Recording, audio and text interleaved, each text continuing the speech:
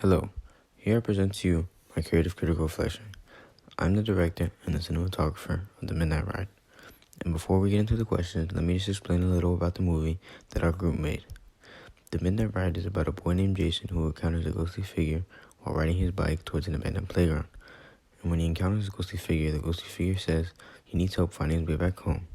To which then Jason agrees to help the ghostly figure, which leads them walking together out of frame. Then it cuts to a POV shot of Jason, the little boy, getting buried by the ghostly figure. Now, starting with the first question. How does your product use or challenge conventions, and how does it represent social groups or issues? First, we're going to talk about conventions and the ways that my film used conventions was by incorporating a ghostly figure in our film. And the reason I felt like this appealed to convention was because a ghostly figure, or essentially any other type of antagonist, is something that is seen very often in horror films, and something that I just feel like that is very common when watching a horror film. The next way I feel like we use conventions was by the setting that we had for our film. And the reason I say this is because our setting was an abandoned playground, and I feel like horror films most of the time have at least some part of the movie where they are in a very isolated location that is usually away from civilization. And for us, that happened to be an abandoned playground. The next way I felt like we used conventions was by the lighting and shadows that we incorporated in our film. And this is because in the process of creating our film, we used a lot of low-key lighting and just a lot of lighting that would make different shadows, which is something that I feel like uses conventions, since dark lighting and shadows are one of the things that are used in horror films to make a shot or scene look scary. And as a cinematographer, I would always try and position the camera in a way where all the lighting and shadows made the actor or the scene that I was filming as scary as possible. The final way, and probably the most obvious way that we use conventions, was by using scary music throughout the entirety of our film. And this is something that is very commonly used in horror films to just help keep that scary tone during the film, which is the reason why we use the scary music. Because we felt like without the scary music, the film just felt a little bland. But with the music on, it really just helped add flavor to our film, while also helping keep that scary tone to our film. Now we're going to talk about ways my film challenged conventions. And one way that my film challenged conventions was by the type of horror genre that we did. Because I feel like your everyday horror movie is a horror movie where there is a ghost or some scary figure that goes and chases or harms an innocent victim. And the way that our horror film is different is because our film is a psychological horror. And it's where instead of the antagonist just chasing the victim, the antagonist gets in the victim's mind and harms the victim in that way, which is why I feel like conventions were challenged. Moreover, now I'm going to go through our 2-minute film opening and just talk about everything that is included in it. Starting off with the film, the first thing that you see is a low-angle shot of a boy riding a bike, and at the same time the camera is tracking the bike as it passes by. And as a cinematographer and director, the reason I wanted to do a low-angle shot was because I just felt like it was a shot that for me invoked more of a scary feeling for that specific scene, compared to, let's say, a high-angle shot or a POV shot. And with the lighting, it was very low-key lighting with dark/dull colors, which is something that you see pretty much throughout the whole film. You can also hear that there's creepy background music when you're watching the film, and we wanted to incorporate this in our film to just have a scary tone throughout the whole film. Also, while we were watching the start of the film, you can see that there is the names of group members in the bottom corners of the screen in red lettering, and this was just to show who was involved in the creation of the film, and they can be seen just throughout the first 18 seconds of the film. Then moving on with the next shot, it was a very low angle shot of the boy passing by on the path that he was biking on. And then once the boy passes, you can see that the ghostly figure appears behind him creepily while doing scary movements. Also, you can see that the ghostly figure is sort of lit up or bright. And the reason we did this was because we wanted the ghostly figure to be the main focus, and we just wanted it to be something that really caught the eye of the viewer. Then the next shot is a wide shot of the boy riding to the end of the path, where he stops and drops his bike near a bush. Then as the camera pans to the gate of the playground, at the same time, the boy puts his hand out, running his fingers through the gate, which makes it a close-up shot of his hand, while also tracking his hand as he is moving his fingers across the gate. Then in the same scene, the boy reaches the entrance to the gate, to which the camera then pans out as he is opening the gate, and it turns into a full shot of the boy in the playground with the ghostly figure sitting with his head down on the slide. And for me as a cinematographer, it was for sure my favorite scene, and I think it was my favorite scene because of the use of various camera angles, which I felt like really helped make the scene come together in a way where it would catch the eye of the person watching. Then the next shot was an over-the-shoulder shot of the boy looking at the ghostly figure and exchanging some dialogue, to which then the ghostly figure disappears and the boy is left confused. Then in the following shot is a POV shot from the boy's perspective, and here he's peeking around the playground to see if he could find the ghostly figure. And when he finds the ghostly figure says, "Help me find my way home," in a loud voice. Then in the next shot, you can see that I'm tracking the boy walking, and the moment where I have an over-the-shoulder shot is when I stop the camera. And in the frame, you can see a little bit of the ghostly figure who was on top of the slide and the little boy who was standing on the ground. Then after some dialogue is exchanged, the ghostly figure suddenly appears behind the little boy, and at the same time you can hear a very sharp and dramatic noise to help set the tone of the event that's taking place. Then the next shot is a very low angle shot of the ghostly figure grabbing the boy's wrist, which then turns into a wide shot of the boy and the ghostly figure walking away. And then in the following shot, it is now more of a high angle shot of the ghostly figure and the boy walking away. And the scene doesn't cut until the boys are completely out of frame.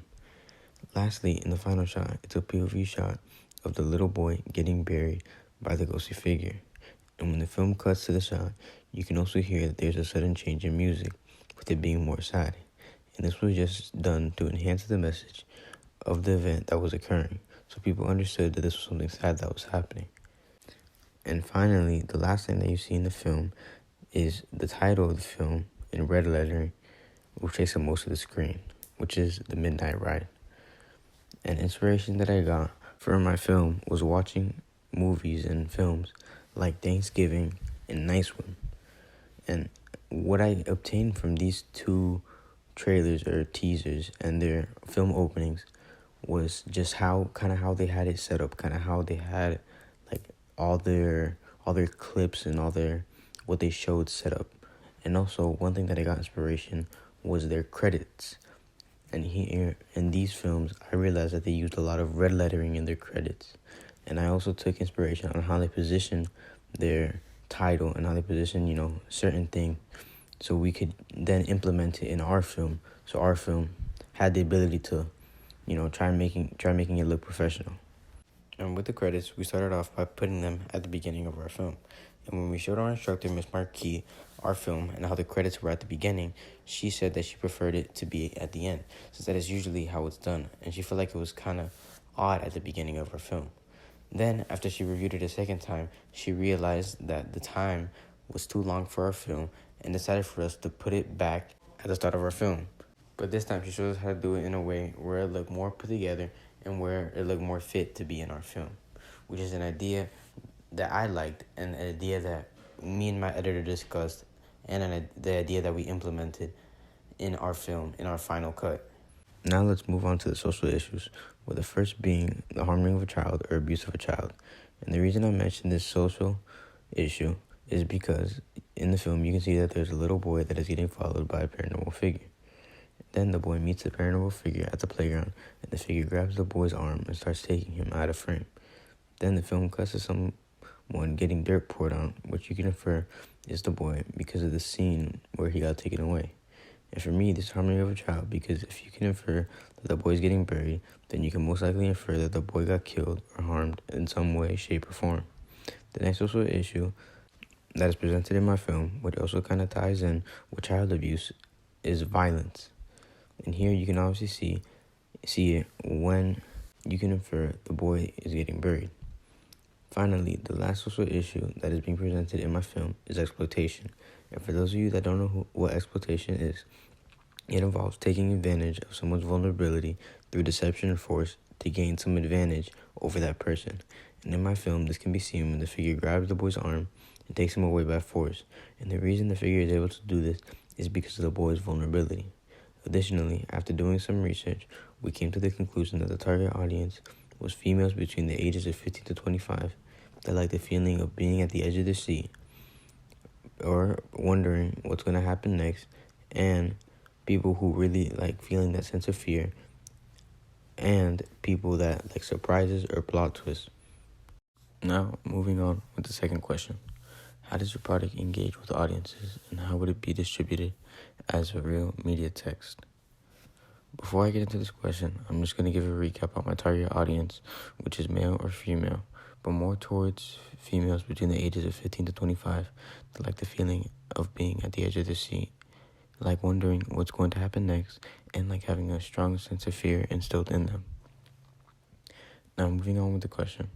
One aspect of my product that engages with audiences is the shot that is shown at the beginning of the film opening that shows the boy riding his bike past the camera, which the ghostly figure then appears behind him and starts doing some scary movements. And the reason I feel like this aspect of my product engages with audiences is because this is the first time in the film opening that you're actually seeing the ghostly figure. Not just that, I also feel like the scary movements that the ghostly figure does can engage the audience in a way because of the fact that from looking at these scary movements, you can see that it's not your typical everyday ghostly figure, which is why I felt like it would engage the audience because it's something different and something that's kind of out of the ordinary. Another aspect of my product that would engage audiences is the part of my film opening where you can infer that the boy is getting buried. And the reason I feel like this would engage audiences is because firstly, this is something unexpected that is happening during the film.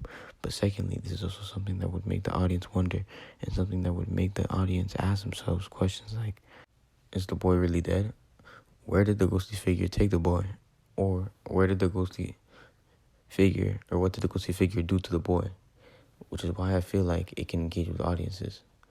Lastly, the final aspect of my product that engages with audiences is a scene where the boy got off his bike, ran his fingers through the gate, and started walking up towards the ghostly figure.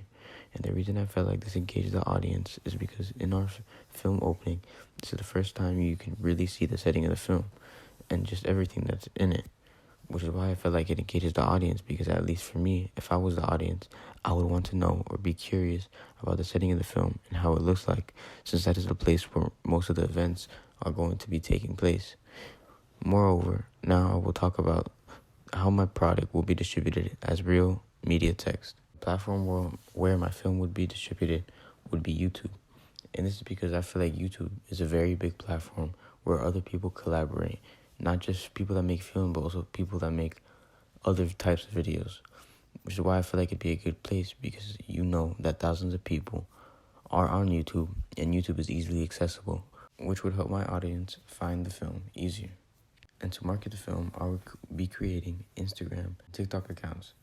And the first thing that would appear on these Instagram and TikTok accounts is just anything that's behind the scenes. So anything that happened, or maybe any bloopers that we have during the process of making our film. Another thing that would be included in my TikTok and Instagram account are just things like games or quizzes that our target audience or our people that enjoy our film can participate, and they could play these games to win stuff like signed memorabilia or merch.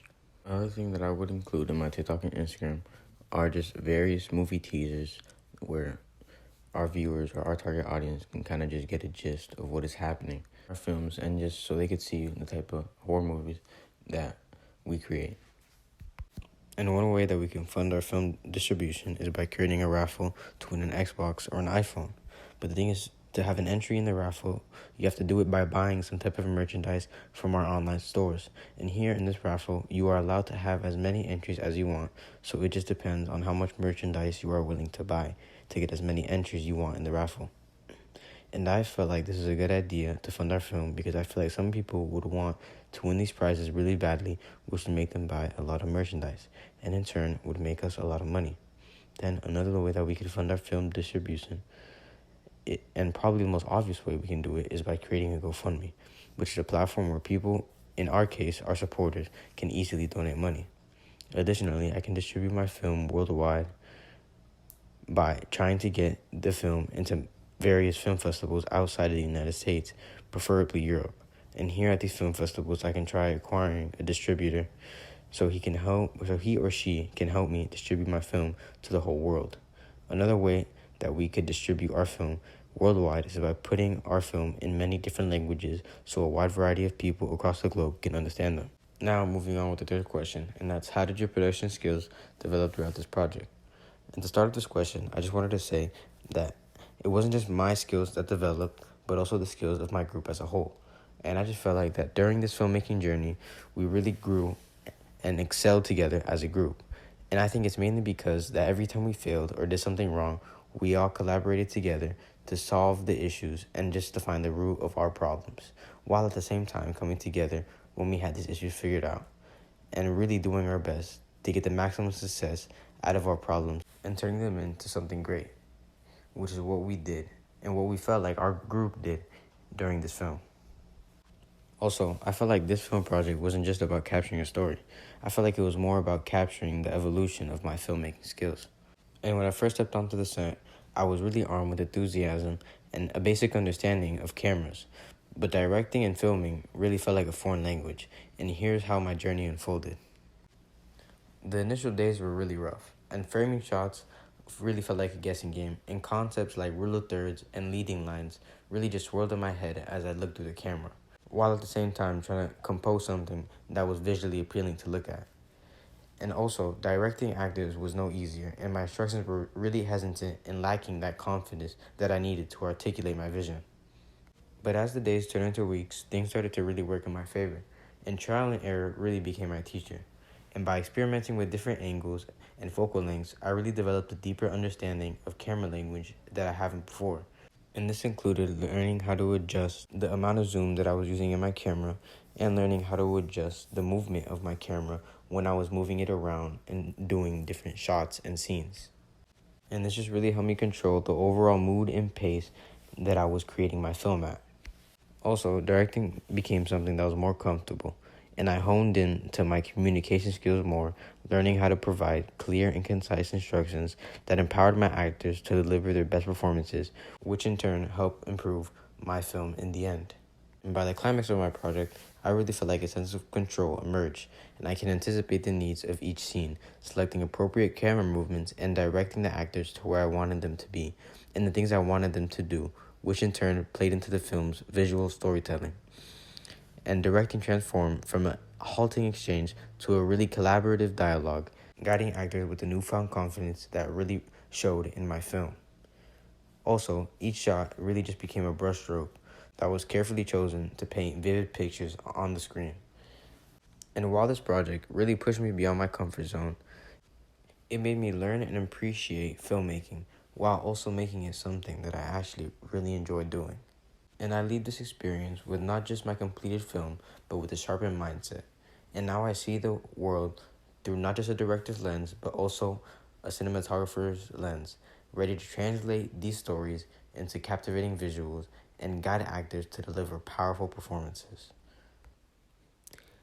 And now for the last question, and that is, how did you integrate technologies, software, hardware, and online in this project? And the ways we integrated our technologies in our project was by using them in pre-production and production. And the technologies that we use for software are CapCut, which my editor used to edit the film, and Arc Studio, which was used to write the script of our film. Now, moving on with hardware. The hardware that we used in our film was an iPhone 14, which was used to film the actual movie, a boom microphone, which was to improve sound quality in our film, and headphones, which was used for the boom microphone to hear what was happening in the movie more clear, so we can make sure that we're capturing the right sound during the film. We also used Steadicams, which was used to stabilize the camera when we were filming or doing different types of shots. And now, for the online aspect, we used Padlet, which was obviously used to publish posts, the rough cut, and the final cuts. YouTube, which was used as a distribution tool for our film openings, and the Bing Image Creator, which was used in our rough cut to create images for the credit sequence.